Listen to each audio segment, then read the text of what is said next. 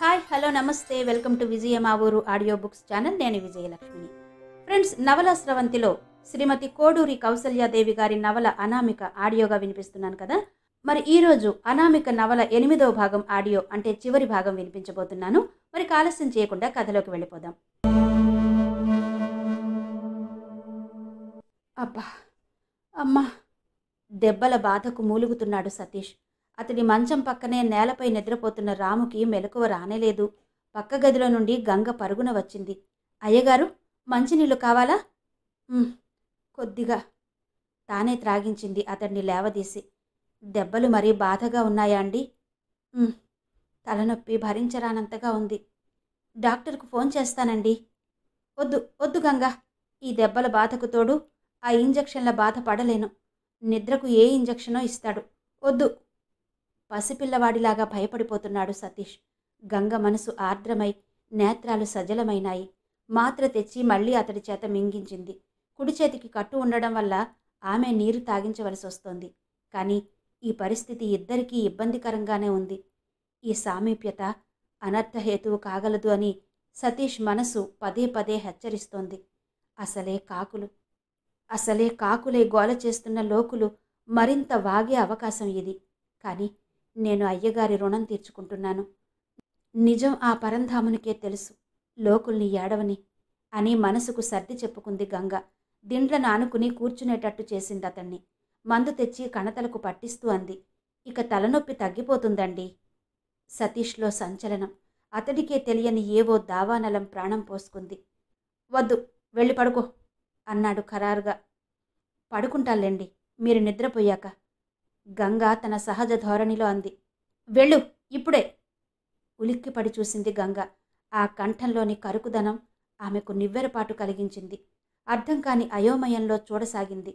రామును లేపు, నా పనులు చూసుకుంటాడు. నీ గదిలోకెళ్ళు. సతీష్ గుండె ఎందుకో ఎగిసి పడుతోంది. ఆజ్ఞ అక్షరాల అమరు జరిగింది. కానీ అశాంతిగానే గడిపారిద్దరు. ఎంత లజ్జాకరమైన పరిస్థితిది. ఉదయం గంగ గదిలోకి రాలేదు. కాఫీ వగైరాలు రాము చూసుకున్నాడు. మందు ఇవ్వడానికి ఇక ఆమెకు రాక తప్పలేదు. సతీష్ చూపులు ఆమె చూపులతో కలుసుకున్నాయి. లోక న్యాయము, నైజము ఎరుగని పసితనము, ప్రశాంతత కనిపించాయి సతీష్కు గంగవదనంలో. క్షమించండి అయ్యగారు, మందు గట్టిగా వ్రాస్తే మీకు నొప్పి కలిగిందనుకుంటాను రాత్రి అంది తల వంచుకుని. ఇంత అమాయక కనుకే రాత్రింబవళ్ళు నా దగ్గర ఇంత సన్నిహితంగా మసులుతోంది పాపం. లేదు గంగా, నీకు శ్రమ అవుతోందని అంతే అన్నాడు పైకి మాత్రం ప్రకాశంగా. తెల్లవారిందో లేదో మళ్లీ స్నేహితుల పరిచితుల రాకపోకలు మొదలయ్యాయి. మరొకప్పుడైతే సతీష్ సంతోషించి ఉండేవాడు ఈ పరామర్శలకి. కానీ ఇంట అపర్ణ లేదు. గంగ ఉనికి లోకానికి ఉల్కాపాతం వలె ఉంది. మీ శ్రీమతి ఏరి ఇంత జరిగినా రాలేదా అనే ప్రశ్నలకు సతీష్ ఏమీ చెప్పలేకపోతున్నాడు. 11 గంటలకు డాక్టర్ వచ్చి వెళ్ళాడు. రాము సహాయంతో సతీష్కు భోజనం తినిపిస్తున్న గంగ బెబ్బులిని చూసి బెదిరినట్టు చేతిలోని స్పూన్ జారవిడిచి నిలబడింది ద్వారం వైపే చూస్తూ. సతీష్ చూపు అటువైపు మరల్చాడు. రాజేశ్వరి వెంట మరో పురుషుడున్నాడు. చచ్చచ్చచ్చ, ఏంటిది సతీష్ గారు, పెద్ద రొమాంటిక్ హీరో గారు ఇలాగైపోయారు అంటూ వచ్చి చొరవగా అతడి పాదాల చెంత మంచం మీదనే కూర్చుంది. ఆ గంగ, ఆ కుర్చీలతే అంటూ కంగారు పడిపోయాడు సతీష్. పర్వాలేదు కానీ అపర్ణ రాలేదా? ఏం జరిగిందబ్బా? పోనిండి, గంగైనా ఆదుకుంది ఆపదలో అర్ధాంగిని మించి. గంగ పక్క గదిలోకి పారిపోయింది ఇక వినలేక. సతీష్ ముఖం జేవురించింది. అన్నట్టు వీరు మా వారు, మీ ఆఫీసులో మీ దగ్గర పనిచేయాలని ఉబలాటంగా ఉన్నారు అని పరిచయం చేసింది. ఓ అన్నాడు సతీష్ ఇంకేమనాలో తెలియక. సదరు రాజేశ్వరి భర్త ఓ వెకిలి నవ్వు నవ్వి ఆడవాళ్లలాగా బట్టలు తలా సవరించుకు కూర్చున్నాడు. గంగ వదిలి వెళ్లిన గిన్నె స్పూను రాజేశ్వరి తీసుకుంది. పాపం, మీ భోజనం సగంలో ఆగిపోయింది, నేను తినిపిస్తాను. వద్దొద్దు గాభరాగా అన్నాడు సతీష్. ఈ దెబ్బల బాధలో ఏమీ తినాలనిపించలేదు. ఏదో నామకార్థం కాస్త తిన్నాను, అదే చాలు అన్నాడు. ఓ, మీ దెబ్బల బాధ మరవాలంటే ఒక ఉపాయం ఉంది, సింపుల్, మీకు తెలీదా అంది రాజేశ్వరి. ఏంటి? సతీష్ ఆశ్చర్యంగా అడిగాడు. అబ్బా, మీరు చెప్పండి, అది నేనెలా చెప్పను అంటూ భర్తను ఓ పోటు పిడిచింది. అతడు బుర్రగొక్కుని, ఓ అదా, బ్రాందీ తాగితే అంతా మరవచ్చు, అంతేగా రాజీ అన్నాడు. ఆ కరెక్ట్. మరింకా కూర్చున్నారే? అదిగో ఆ కబోర్డ్లో ఉంటాయి, తీసి తెండి ఓ సీసా. వద్దొద్దు గాభరాగా అన్నాడు సతీష్. ఎవరైనా ముఖ్య స్నేహితుల కోసం ఇంట అవి ఉంచుతుంటాను, నాకు లేదా అలవాటు అన్నాడు. అరే, అలా ఆడవాళ్లల్లే భయపడతారేంటండి అంటూ రాజేశ్వరి వయ్యారంగా మెలుకలు తిరిగింది. అలవాటు ఎప్పుడో ఒకప్పుడు చేసుకుందే ఎలా వస్తుంది? చూడండి, మీకు బాధలన్నీ మరుపుకొస్తాయి. రాజేశ్వరిది భల్లూకపు పట్టు. సతీష్ చేత బాగా తాగించే వరకు ఆమెకు తృప్తే లేకపోయింది. ఏవండి, మీకిప్పుడు హాయిగా లేదు? రాజేశ్వరి భర్త అడిగాడు. ఆ నిజంగా చాలా బాగుంది, సతీష్ కనులు మూతలు పడుతుండగా అన్నాడు. అవును, అపర్ణ ఎందుకు రావడం లేదు? ఎందుకు మిమ్మల్ని వదిలి వెళ్ళిపోయింది? సతీష్ మీదికి వంగి రహస్యం అడుగుతున్నట్టే అడిగింది రాజేశ్వరి. రాదట. నిగ్రహము గాంభీర్యము మరచిన వివస స్థితిలో ఉన్న సతీష్ ఎప్పుడూ మాట్లాడనంత అతిగా మాట్లాడడం ప్రారంభించాడు. రాను అంది అపర్ణ. రాదట. నాకు కేవతతోనూ సంబంధం ఉందట. మీరే చెప్పండి, నేను అలాంటి వాడినేనా? అయ్యో కాదు, అపర్ణకు బుద్ధి లేదు, సానుభూతి కురిపిస్తూ అంది రాజేశ్వరి. కాదు, నాకే బుద్ధి లేదని నా పెళ్ళం అంటుంది.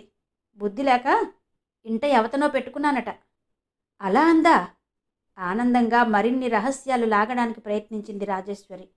అవును, నాకిలా యాక్సిడెంట్ జరిగిందని రాము స్వయంగా వెళ్ళి చెప్పినా ఆమె రాలేదు. విడాకులు కావాలట, విడాకులు. ఆ రాజేశ్వరి సంతోషానికి పట్టపగ్గాలు లేకుండా ఉన్నాయి. మరి మళ్ళీ నేను రేపు వస్తాను, వెళ్ళనా మరి? వెళ్ళొద్దు రాజేశ్వరి, ఎప్పుడు ఇక్కడే ఉండిపో నువ్వు. నీలాగే నాకేం కావాలో కనుక్కునే వాళ్ళెవరు? రాజేశ్వరి ముఖం విప్పారింది. అర్ధయుక్తంగా చూసింది భర్త దశ. ఆయన స్నేహితులంతా వస్తున్నారుగా, ఇప్పుడెందుకు? అందరూ చూస్తారు, మళ్ళీ రాత్రో రేపో వద్దు గాని అన్నాడు ఆ అసమర్థుడు. అయితే రాజేశ్వరి నేరుగా బయటకు పోలేదు. తన చర్యలన్నిటినీ నిస్సహాయంగా గమనిస్తున్న గంగదశ ఓ గర్వపు చూపు ప్రసరించి డ్రాయింగ్ రూంలోని టెలిఫోన్ వద్ద కూర్చుంది. అపర్ణకు ట్రంకాల్ బుక్ చేసి ఇటు భర్తతో బాతాఖానీకి దిగింది. అపర్ణకు చెప్తాను దాని స్థితి ఎలా మారనుందో, దాని ఇంట్లో జరుగుతున్న బాగోతాలేంటో. ఓహ్, దాని కంటికి మేమేనాడైనా మనుషుల్లాగా ఆనామా? దాసీలను చూసినట్టు చూసేది. ఇప్పుడు దాని ఇంటినే ఒక దాసీది ఏలుతోంది. ఒకనాటికి ఈ దాసీదానికి అది దాసి కాగలదు. రాజేశ్వరి గారు, ఆవేశంగా అదిలించినట్టే అంది గంగ. నిర్లక్ష్యంగా విషపు చూపు చూసింది రాజేశ్వరి. ఏంటే, ఏదో అతగాడిని కట్టుకున్న దానిలాగా గింజుకుంటున్నావు? వెళ్ళి చెప్పు పోని, పైన నీ మాట వినే స్థితిలో లేడతను. నిస్సహాయంగా చూడడమే గాని ఏమీ చెయ్యలేకపోయింది గంగ. సమయానికి రాము కూడా లేడు, బజారుకెళ్ళాడు. అపర్ణ దొరికినట్టుంది లైన్ మీద. రాజేశ్వరి వాగుడు ప్రారంభించింది. ముగింపుగా అన్నది సానుభూతి వాక్యాల అనంతరం. నీ శ్రేయోభిలాషిని కనుక ఇంతగా చెప్తున్నాను అపర్ణ. నీ ఇంటిని నీ భర్తను చూస్తుంటే నాకు ఏడుపొస్తోంది. ఏం చెయ్యాలో మరి నువ్వే నిర్ణయించుకో. మళ్ళీ రేపో ఎప్పుడో మాట్లాడతానులే. అటు నుండి అపర్ణ ఏం మాట్లాడిందో గాని రాజేశ్వరి వదనం వికసించింది. అది మనం మన హక్కులు నిలుపుకోవాలి. ఈ మగవాళ్లను సహించి ఊరుకోకూడదు, కోర్టుకి ఈడ్చాలి. రాజేశ్వరి విలాసంగా నవ్వి భర్తతో కలిసి బయటకు నడిచింది. గంగకు కాలి క్రింద భూమి కదిలిపోతున్నట్టు అనిపించింది. ఏంటిది? ఏం జరగనున్నది? నేనేం చేయగలను? అన్ని ప్రశ్నలే, భయంకరమైన ప్రశ్నలు, సమాధానం లేని ప్రశ్నలు. రాము వచ్చి విషయం విని వణికిపోయాడు. ఎవతే? అదే ఆ రాజి కదూ? దొంగన! అది ఎప్పుడు అయ్యగారిని నాశనం చెయ్యాలనే చూస్తా ఉంది. ఎందుకు ఊరుకున్నావక్క? చెప్పు తీసి కొట్టి బయటకు గెంటేలేకపోయావా? నేనెవర్నని అంత సాహసం చెయ్యను రాము. ఇప్పటికే కుక్కల్లా మరుగుతున్నారు ఎవరి నోటికొచ్చినట్టు వాళ్ళు అంటున్న గంగ కన్నులు చెమర్చాయి. వారు భయపడినంత జరిగింది. రాజేశ్వరి ఆ మర్నాడు వచ్చింది. అతడి చేత తాగించింది. మూడో నాడు ఆమె వచ్చింది. సతీష్ గంగను ప్రేమగా పలకరించడం లేదు. ఆఫీసు సిబ్బంది గాని సహోద్యోగులు గాని వస్తే ముక్తసరిగా మాట్లాడుతున్నాడు. తెలివిగా ఉంటే ఆ తెలివిలో లేనప్పుడు వచ్చిన వారి కనుబొమ్మలు పైకి లేస్తున్నాయి. గుసగుసలు వినిపిస్తున్నాయి. అందరి కంటికి అపరాధి వలె గంగ కనిపిస్తోంది. అసలైన దుర్మార్గురాలు రాజేశ్వరి ఎవ్వరికీ కనిపించకుండా జాగ్రత్త పడుతోంది. అందరి జాలి, సమర్థన, సానుభూతి అక్కడ లేని అపర్ణపై వర్షిస్తున్నాయి. రోజులు గడుస్తున్నాయి. దెబ్బలు నయమైనాయి. ఆ రోజు సతీష్ స్నేహితులు కొందరొచ్చారు. ఇక ఆఫీస్కి రావచ్చు, ఇంట్లో ఉండి ఉండి విసుగెత్తడం లేదటోయ్, కుడి చెయ్యి కట్టు కూడా విప్పారుగా అన్నారు. ఈ కుడి చెయ్యి ఇంకా వ్రాయడానికి కష్టంగానే ఉంది. వంక పెట్టాలని చూశాడు సతీష్. పర్వాలేదు, నువ్వేమైనా నవలలు రాయాలా ఏంటి? పద. బలవంతంగా బయలుదేరదీశారు ఫ్రెండ్స్. ఆ రోజు అతడింకా తాగలేదు. ఆఫీస్కు వెళ్తున్నందువల్లనేమో, అందుకే గంగ జ్ఞాపకం వచ్చింది. గంగకు చెప్పి వెళ్లాలనిపించి మేడ దిగి వచ్చాడు. వంట పనిలో ఉన్న గంగ సతీష్ను చూస్తూనే బెదిరి పనిమాని శిలా విగ్రహం వల్లే నిలిచిపోయింది. సతీష్ నేత్రాలు గంగపై నిలిచిపోయాయి పరీక్షగా చూస్తూ. ఆమె తండ్రి పోయిన కొత్త రోజుల్లో ఉన్నట్టు చిక్కిపోయి దీనవదనంతో కనబడింది. ఏంటి గంగ అలా ఉన్నావు? ఈరోజు ఆఫీస్కి వెళ్తున్నాను అన్నాడు సతీష్. గంగ ఇప్పటికీ మాట్లాడలేదు. ఆమె చూపులు అతడిపైనే ఉన్న ఆలోచనలు ఎక్కడో ఉన్నాయి. గంగా?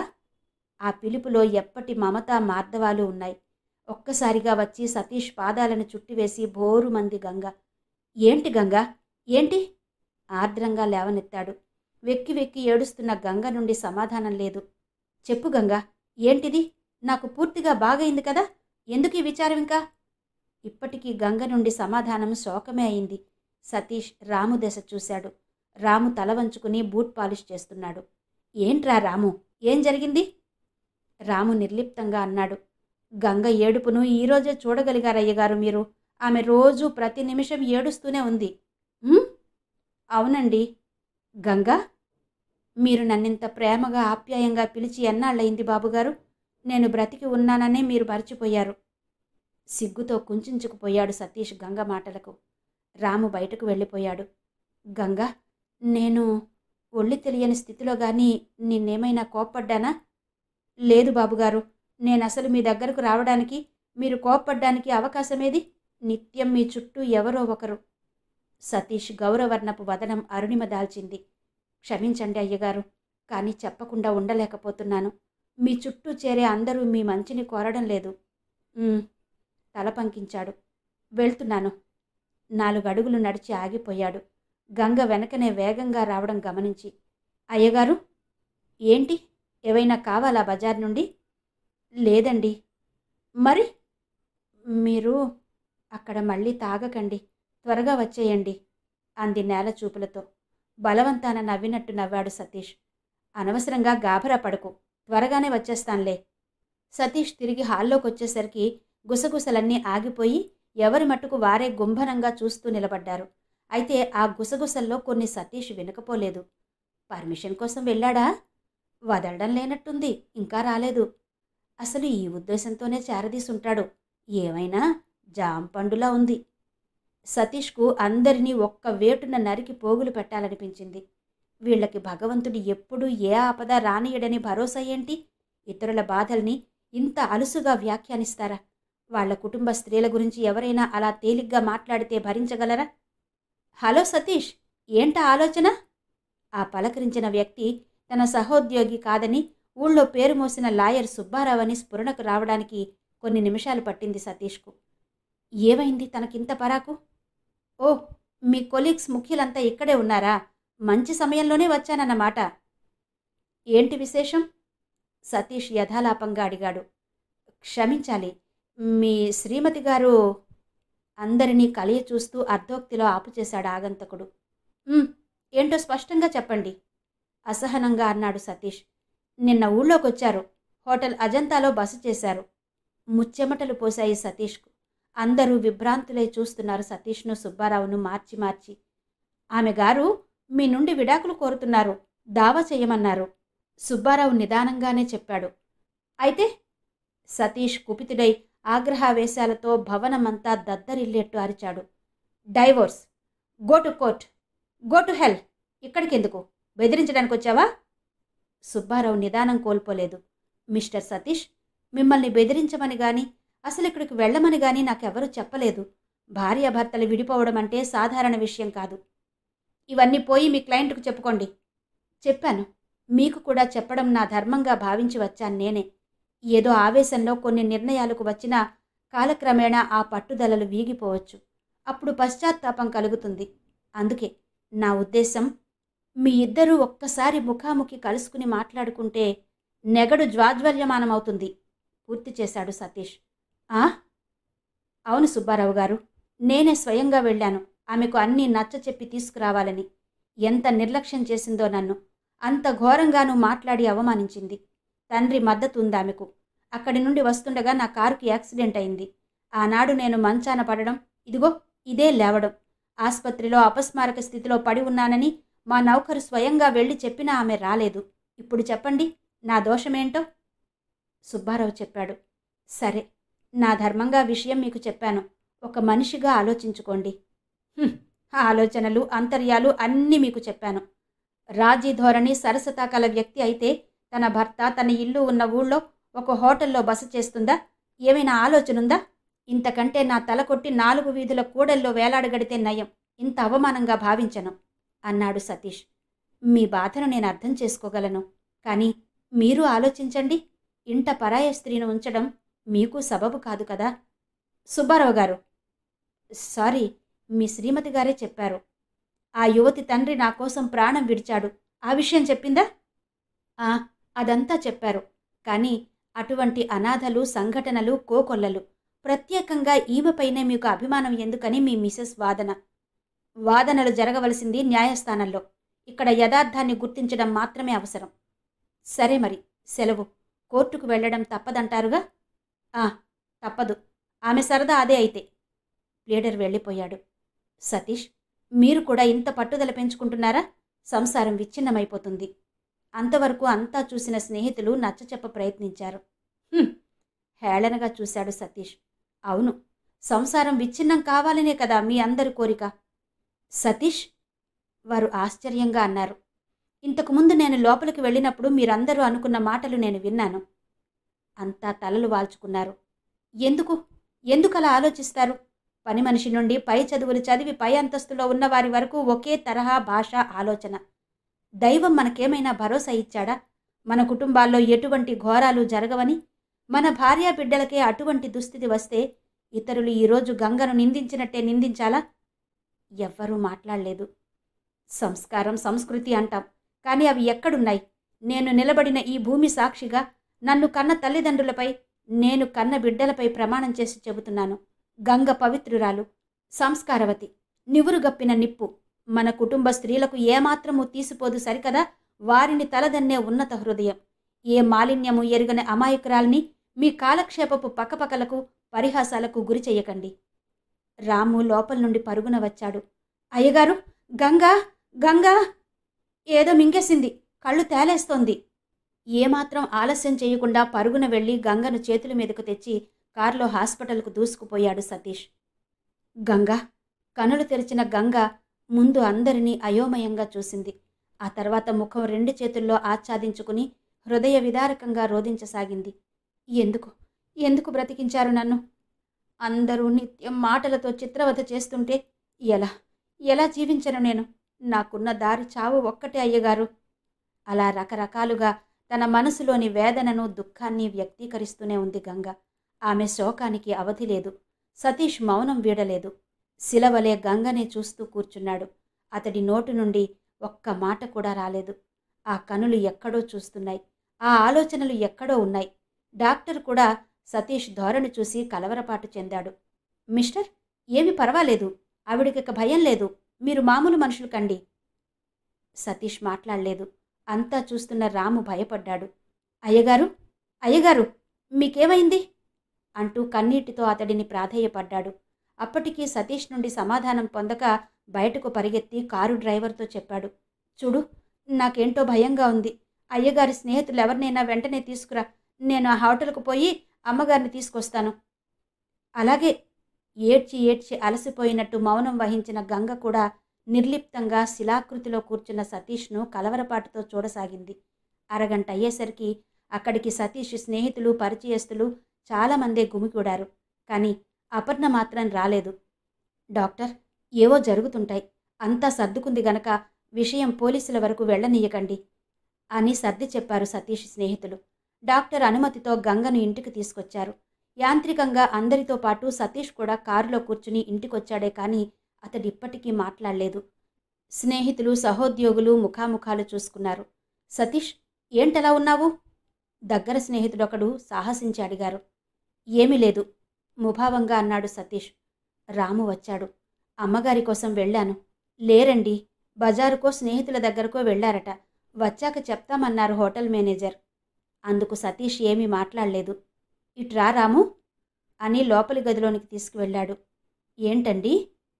త్వరగా బజారుకు వెళ్ళి ఈ వ్రాసిన సరుకులు తీసుకురా, ఇది దొరికే షాపు ఫలానా అంటూ కొన్ని వేల డబ్బు బీరువా నుండి తీసిచ్చాడు రాముకు. ఇంతా? వెర్రిగా చూశాడు రాము. అవును, కారులో వెళ్ళు, త్వరగా రావాలి. మార్వాడికి నా పేరు చెప్పు. రాము వెళ్ళిపోయాడు. సతీష్ తిరిగి హాల్లోకొచ్చి స్నేహితుల్ని వెళ్ళిపోవద్దని మరికొంతసేపు ఆగమని కోరి తాను గంగ గదిలోకి వెళ్ళాడు. పడుకున్న గంగ అతడిని చూసి చివాల్న లేచి కూర్చుంది. పర్వాలేదు, పడుకో గంగ. ఒక్క మాట అడుగుతాను, ఏమాత్రం దాపరికం మొహమాటం లేకుండా చెప్పు. విషం ఎందుకు తాగాననేగా, అంతకంటే నాకు దారి ఏది అయ్యగారు? అంది గంగ. దారి నేనే చూపుతానని మాట ఇచ్చాను కదా, ఆ మాట నిలుపుకుంటాను గంగ. నన్ను వివాహం చేసుకోవడం నీకిష్టమేనా? అయ్యగారు అనే శబ్దం గంగ పెదవులను దాటలేకపోయింది. ఆమె నేత్రాలు విశాలమై భయోత్పాతంతో అతడినే చూడసాగాయి. భయపడకు, ఆవేశపడకు, నిజంగానే అడిగాను. సమాధానం సరిగా చెప్పవలసిన ముఖ్య క్షణాలివి. అయ్యగారు, ఇదంతా ఏంటి? భయవిహ్వలతతో దుఃఖపూరిత స్వరంతో అడిగింది. అదిగో, ఆ భయమే వద్దు, నిజంగా అడుగుతున్నాను. అయ్యగారి వంటి భర్త కావాలని నువ్వు దైవాన్ని ప్రార్థించడం నేను చూశానొకనాడు అన్నాడు సతీష్. తన రహస్యం పట్టుబడిపోయినట్టు తలవాల్చుకుంది గంగ. చూడు గంగ అంటూ లేచి అటు ఇటు పచార్లు ప్రారంభించాడు సతీష్. నీకు నేను తగను, నీకంటే చాలా పెద్దవాడిని, 2 పిల్లలున్నవాడిని. అయ్యగారు, అలా అనకండి. మీ పాదాల వద్ద పూచుకు పుల్ల వంటి దానిని. కాదు, బుద్ధిమంతురాలివి. అపర్ణ నేను లేకపోయినా బతకగలదు. కానీ నీవు మరణం తప్ప దారి లేదనుకున్నావు. కానీ అలా జరగడానికి వీల్లేదు. నిన్ను నీ ఇంటి నుండి, మీ జనం అందరి నుండి నా ఇంటికి తీసుకొచ్చిందెందుకు? నీకు మంచి జీవితం ఇవ్వాలని. ఈనాడు అదే మాట మీద నిలబడున్నాను. నా వారే నన్ను వదిలిపోయినప్పుడు నిస్సంకోచంగా నిన్ను నీవు మరచి నాకు సేవ చేశావు. లోకనిందకు గురయ్యావు. అందుకు బాధ్యుడిని నేను, కాబట్టి పరిష్కారం కూడా నేనే. ఏమంటావు? నాకేంటో భయంగా ఉందయ్యగారు. భయం వద్దు గంగా. లోకంలో నువ్వు ఒంటరిగా బ్రతకలేవు. ఎవరైనా ఉత్తముడికిచ్చి వివాహం జరిపించాలనుకున్నాను. కానీ ఇంటా బయట కూడా నాకు శత్రువులు తయారై అతి హీనంగా చిత్రీకరించారు. ఈనాడు నిన్నెవరికైనా వివాహం చేసినా ప్రమాదమే. ఈ పాడులోకపు గుడ్డి మాటలు నమ్మి అతడు నిన్నేమైనా అనుమానిస్తే నువ్వు ఎన్నుకునే దారి ఒకటే, ఆత్మహత్య. అదే జరిగితే నేను సుఖంగా ఉండగలనా? మీ నాన్న, దైవము కూడా నన్ను జన్మ జన్మలకు క్షమించరు అన్నాడు సతీష్. గంగ కృతజ్ఞతతో చూసింది. అయ్యగారు దేవుడే అనేవాడు మా నాన్న. అలా ఎందుకనేవాడో ఇప్పుడు తెలిసిందయ్యగారు. కానీ ఇందువల్ల అపర్ణగారికి అన్యాయం జరుగుతుంది. ఆమె అహంకారమే ఆమెకు, ఆమె చుట్టూ ఉన్నవారికి అన్యాయం చేస్తోంది. నువ్వు అవన్నీ ఆలోచించకు. సతీష్ హాల్లోకొచ్చి స్నేహితులందరి దశ చూశాడు. చూడండి, మీ అందరి సమక్షంలోనూ నా జీవిత సమస్యను పరిష్కారం చేయబోతున్నాను. గంగ నా ఇంట ఆశ్రయం పొందడం అందుకు కారణము మీ అందరికీ తెలుసు. కానీ ఆ విషయానికి మీరందరూ కూడా రంగులు వేసి చిలవలు పలవలు కల్పించారు. ఫలితం చూశారు కదా. ఒక అమాయకురాలు ఆత్మహత్యకు తలపడింది. ఆమెను బ్రతికించాను. కానీ ఎందుకు? ఆమెను ఎవరూ వివాహమాడ్డానికి సిద్ధంగా లేరు. ఇన్నాళ్ళు మీ ఇంట ఉన్నామెను ఎవరు చేసుకుంటారు సార్ అన్నాడు నా దయా దాక్షిణ్యాలతో ఉద్యోగం పొందిన ఒకతడు. ఆమె ఇంట్లో ఉన్నందుకే తనకు విడాకులు కావాలంది నా అర్ధాంగి. అతడు మాటలు ఆపి అప్పుడే ప్రవేశించిన అపర్ణను చూస్తూ ఉండిపోయాడు. ఆమె వెంట చెలికత్తె రాజేశ్వరి కూడా ఉంది. అక్కడే ఆగు అపర్ణ, ఎందుకొచ్చావు? అనుకోని అఘాతం వలె తగిలిన ఈ ప్రశ్నకు నిర్విణ్ణయి చూసిందే అపర్ణ.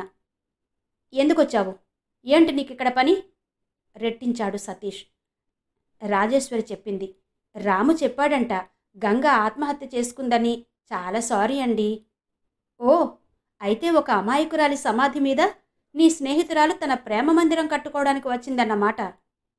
అందుకు బాధ్యురాల్ని నేను కాదు, ఆమె తెలివి తక్కువది అంది అపర్ణ. కాదు, నువ్వే బాధ్యురాలివి. విడాకులు కోరుతూ నువ్వు ప్లీడర్ని పంపడం చూసి భయపడి ఆత్మహత్యను శరణ కోరింది. ఏం చేస్తాం, భగవన్ నిర్ణయం అంది రాజేశ్వరి. ఏది గంగ? మేం చూడాలి. ఎందుకు? స్నేహితురాళ్ళిద్దరూ కలిసి ఇంకా చిత్రవధ చేస్తారా?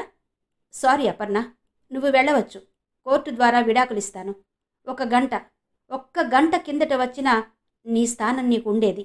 కానీ సమయం మించిపోయింది. నా మనసు విరిగిపోయింది. భర్త ప్రమాదానికి గురయి ఆస్పత్రిలో పడి ఉన్నాడన్నప్పుడు కూడా రాని రాయివి ఇప్పుడొచ్చావంటే ఏమనుకోవాలి? నీకు చాలా ఆనందంగా ఉంది కదూ? విను, గంగ చనిపోలేదు. ఇది సినిమా కాదు. గంగ చనిపోయి నీ స్థానాన్ని నిలబెట్టడానికి. యథార్థమిది. గంగ బ్రతికింది.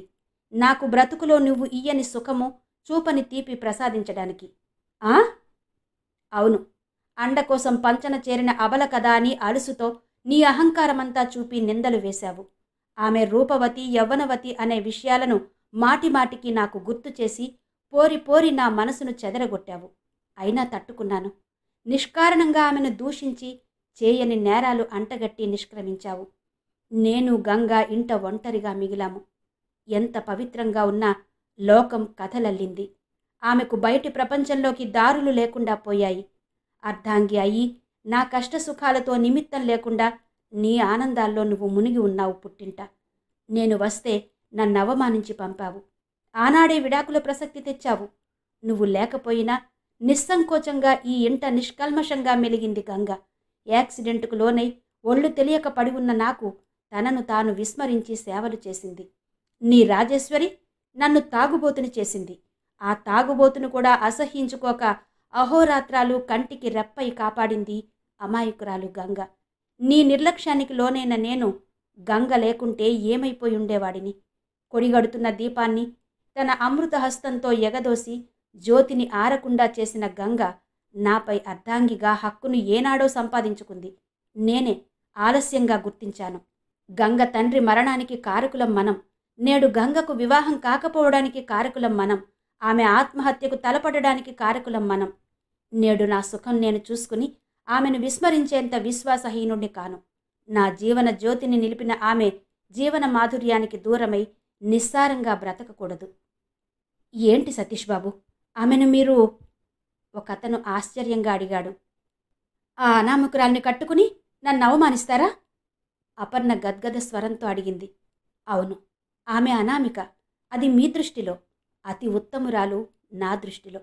ఆరిపోతున్న జ్యోతిని ఎగదోసే చిన్న పుడక అనామికే. కానీ అతి విలువైనది నా దృష్టిలో. ఇంతలో రాము వచ్చాడు. అతడు తెచ్చిన సరుకులు ఒక చిన్న నగ పెట్టే ఒక పట్టుచీర. గంగ, ఇట్రా. గంగ వచ్చి అందరి సమక్షంలో నిలబడింది. రాము తెచ్చిన నగల పెట్టె నుండి మంగళసూత్రాలు చేతికి తీసుకున్నాడు సతీష్. అందరూ ఆశ్చర్యంతో చూస్తుండగా గంగ మెడలో 3 ముళ్ళు వేశాడు సతీష్. అపర్ణ, నీకు ప్రశాంతంగా బతకనీయడం ఇష్టమైతే లోపలికి రా, లేదా నీ దారి నువ్వు ఎన్నుకో. రాము అందరి చేతికి అక్షంతలు ఇస్తూ అపర్ణ వద్దకు వచ్చి బెదిరి ఆగిపోయాడు. అపర్ణ తానే అక్షతలు చేతిలోకి తీసుకుని వధూవరులపై చల్లి లోపలికి నడిచి వచ్చింది. గంగ అపర్ణకు సతీష్కు పాదాభివందనం చేస్తుంటే రాజేశ్వరి సహించలేకపోయింది. అపర్ణ, ఎంత ఘోరం జరిగిపోయిందే! నువ్వు అందరు ఆడవాళ్లలాగానే నీ హక్కులు మరిచి మగని అన్యాయాన్ని సహిస్తావా? అంటూ రాజేశ్వరి నెత్తి నోరు కొట్టుకుంది. గంగ చురుగ్గా చూసింది రాజేశ్వరిని. చూడు రాజేశ్వరి. ఈ సంబోధన విని రాజేశ్వరి అందరికంటే ఎక్కువ నిర్ఘాంతపోయింది. గంగ స్థిరంగా నిబ్బరంగా చెప్పింది. రాజేశ్వరి, ఎవరి సంసార బాధలు వాళ్లవి. నీకనవసరం. ఇక ఈ ఇంట పేకాటకు గాని తాగుడుకు గాని తావుండదు. ఇంటి యజమానురాలి హోదాలో చెబుతున్నాను. నీవు వెళ్ళవచ్చు. సహాయం కోసం రాజేశ్వరి అపర్ణ దశ చూసింది. అపర్ణ మాట్లాడకపోవడంతో నిర్ఘాంతపోయి నెమ్మదిగా బయటకు అడుగులు వేసింది. విన్నారు కదండి. శ్రీమతి కోడూరి కౌసల్యాదేవి గారి అనామిక నవల ఇంతటితో ముగిసింది. మరో చక్కటి నవలతో మళ్ళీ మీ ముందుకు వస్తాను. అంతవరకు సెలవు. నమస్తే.